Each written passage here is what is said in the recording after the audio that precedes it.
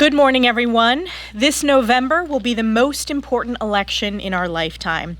As we head home to our districts this October, House Republicans will continue to highlight the stark contrast between the successes of President Trump and the America First Republican policies with the catastrophic failed four-year record of Kamala Harris and far-left Democrat leadership. From struggling to put food on the table due to historic high inflation because of Kamala Harris's tie-breaking vote for the Inflation Expansion Act, to illegal immigrants invading our borders and constant chaos around the world, the failed leadership of Kamala Harris and far-left Democrat policies have put our nation and the American people at risk. The contrast has never been clearer. American families were better off under the successful America First policies of President Trump.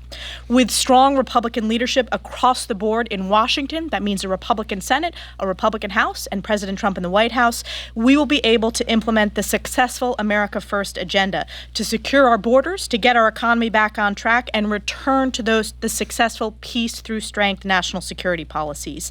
On the floor this week, we are continuing to fight the failed Democrat agenda, and we are joined today by Congressman Scott Fitzgerald of Wisconsin to discuss his legislation, the Keeping Violent Offenders Off Our Streets Act, which would combat the soft-on-crime policies of Kamala Harris and radical far-left Democrats that have fueled the crime crisis raging across our country. I'm going to turn it over to Scott. Thank you, Chair. Under Joe Biden and Kamala Harris' failed leadership, violent crime has surged from 2019 through 2023. Homicides in America's cities increased by 18% in 2023 compared to 2019. Motor vehicle thefts in American cities increased by 105% in 2023 compared to 2019. Carjackings in American cities increased by 93% in 2023 compared to 2019. Aggravated assaults in American cities increased by 8% in 2023 compared to 2019.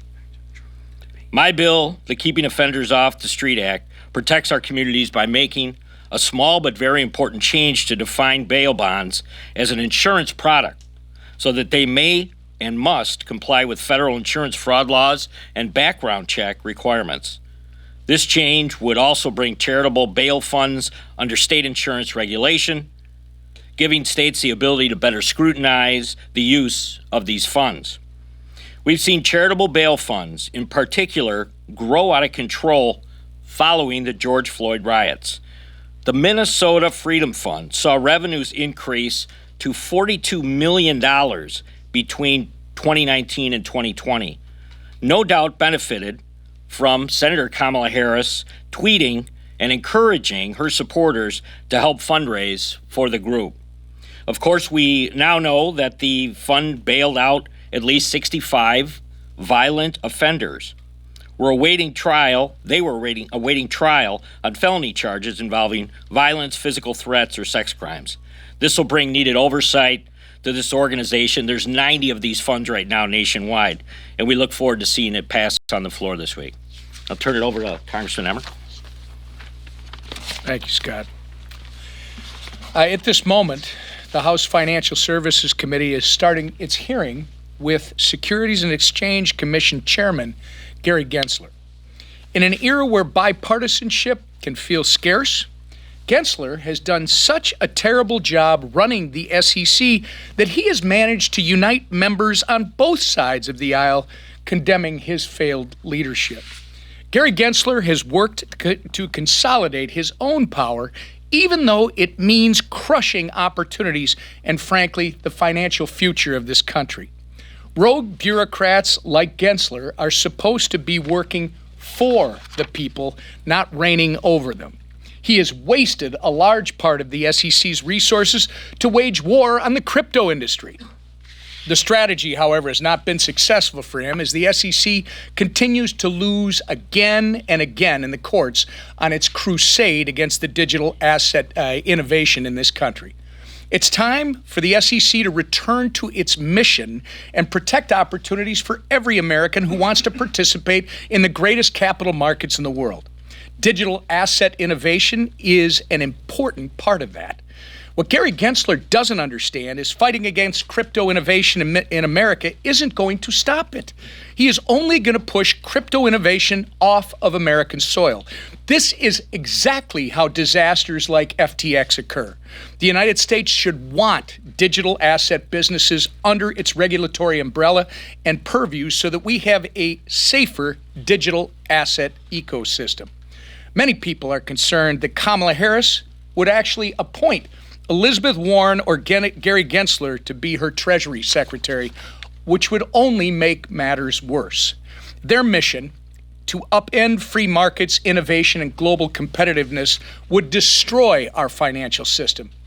We can't let that happen. America is ready for the pro-crypto president, and there's only one candidate who has promised to fire Gary Gensler on day one. I look forward to participating in this committee hearing after I leave here and to holding Chairman Gensler's feet to the fire for the war that he has waged against our financial system. I turn it over to our majority leader. I'll have to tune in watching the hockey guy holding Gensler accountable. That will be much needed entertainment and critical policy. Devastation that they've done to so many markets. Crypto is one of, unfortunately, many markets that they've gone after. This week is our last week in session before the election, but it is a very busy week, as you can see from the schedule. A lot of different bills being brought to the floor. Scott Fitzgerald just talked about one of them that's so important. You know, we've seen crime grow in our communities. We've seen these funds like the Minnesota Freedom Fund that are designed to help get criminals out of jail. And of course, Kamala Harris was there front and center raising millions of dollars for that fund. And what did it do? It helped get people out of jail who were who were out there in the middle of what they called the summer of love, who were attacking police officers, burning down police stations, other violent crimes where she was leading the charge to get them out of jail, the criminals, not protect the police officers. In fact, she's made public statements over the last few years criticizing the idea of adding more police to communities. And yet when you look at some of the cities that have the worst crime, who initially went down the failed road of defunding the police and then saw the devastation it caused in their communities, they're trying to hire more police officers now. And they're struggling to do it because they at least finally recognize they made a mistake. But once you taint that office by showing a community that the leadership of a city doesn't support the police will go elsewhere. Good existing police officers go to other departments.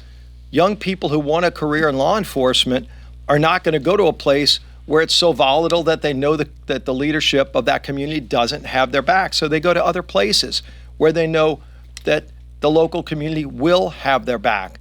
And so that is the devastation of that kind of attitude of defunding police, demonizing police that people like Kamala Harris have supported over the years.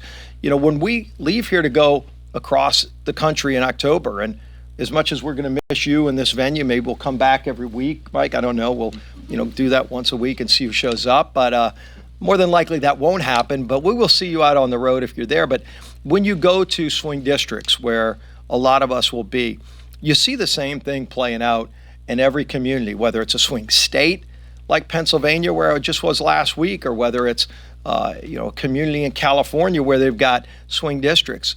You're hearing people express the same frustration with the Biden-Harris administration. The open border is still the top issue they bring up, and they're furious about it.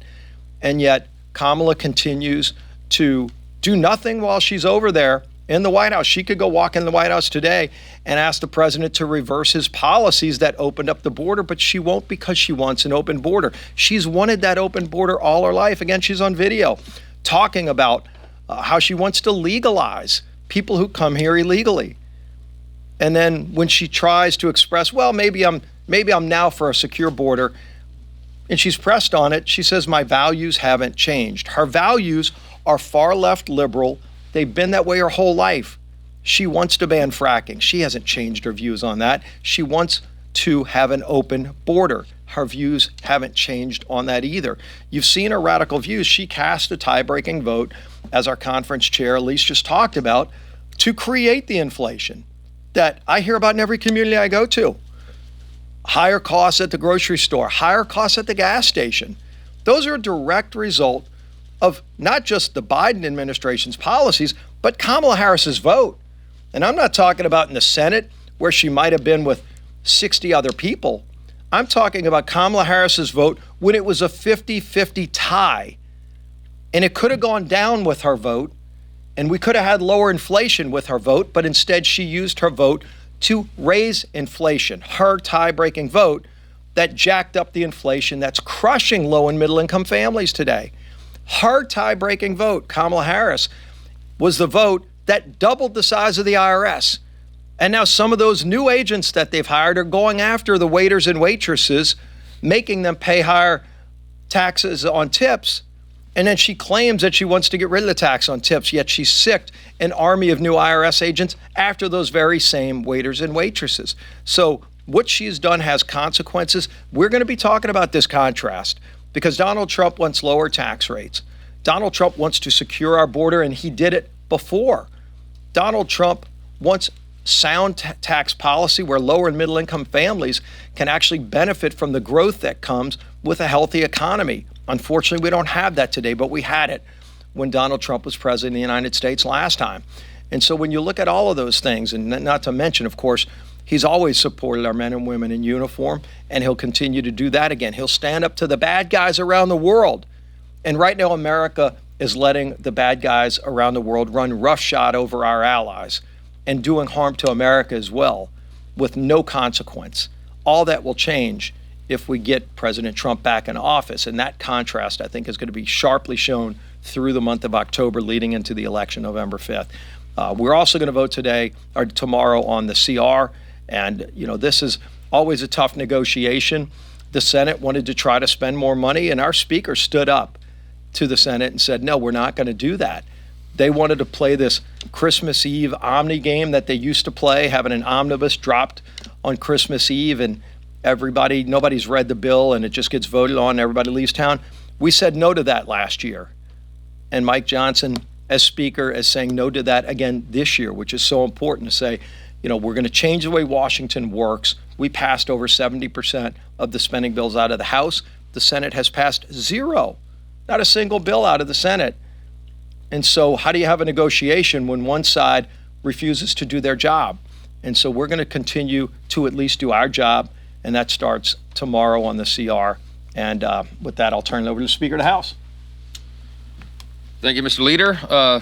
Thanks to all of you to being here. This is the last one for a while until the election. We're in the home stretch, and we're exactly 6 weeks out from the election now.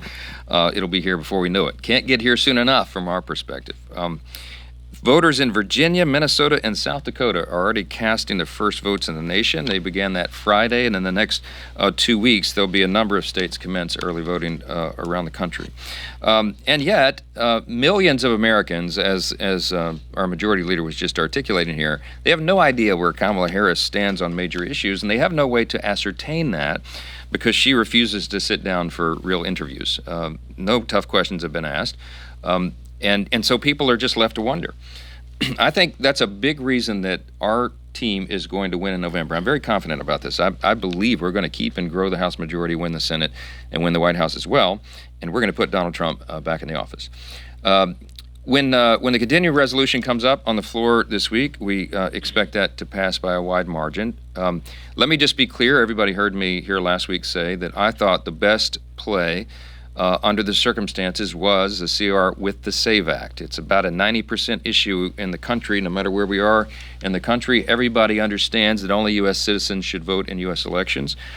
This was our opportunity to both fund the government and ensure the security of the election, but we came a little short of the goal line. So we have to go with the last available play. By the way, I'll say that the 206 House Democrats that voted against that SAVE Act, most of them twice, I have to explain that back home. I'm not sure how they can.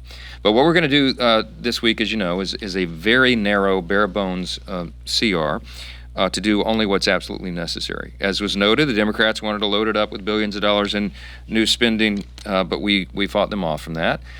We did add $231 million in new Secret Service funds, but everybody understands that that's critically important right now. We added strings attached to it. We said it was contingent upon the Secret Service participating fully in our oversight responsibilities and investigations right now, and I am certainly hopeful that they will. They will need to if they expect to have the additional funds.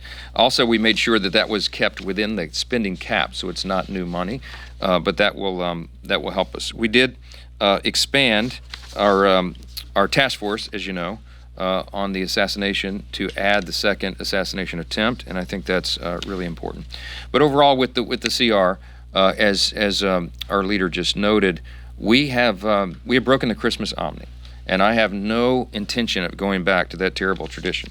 So there won't be a Christmas omnibus. As somebody asked me in the hallway a little while ago, will there be many buses? We don't want any buses. We're not going to do any buses, okay? We'll deal with that in the lame duck, and I'm going to plead, I'm going to urge the Senate to do their job.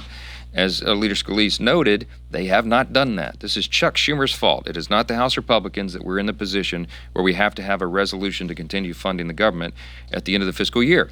We did our work. We passed 12 appropriations bills through the committee process in record time. We put them on the floor. Almost 73% of federal funding has been passed through the House. We sent it all over to the Senate, and they've done nothing. They did not one bill, and they would not negotiate with us on the top line. So here we are.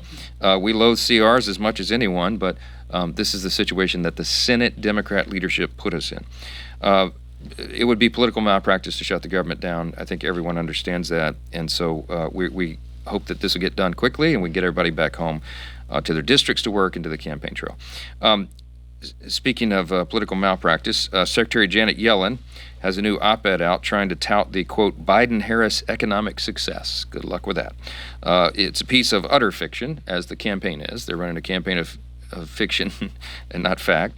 Under the Biden-Harris administration, American savings are at record lows. Go look it up. You all know it. Inflation and interest rates reach 40-year highs thanks to their multi-trillion-dollar spending packages.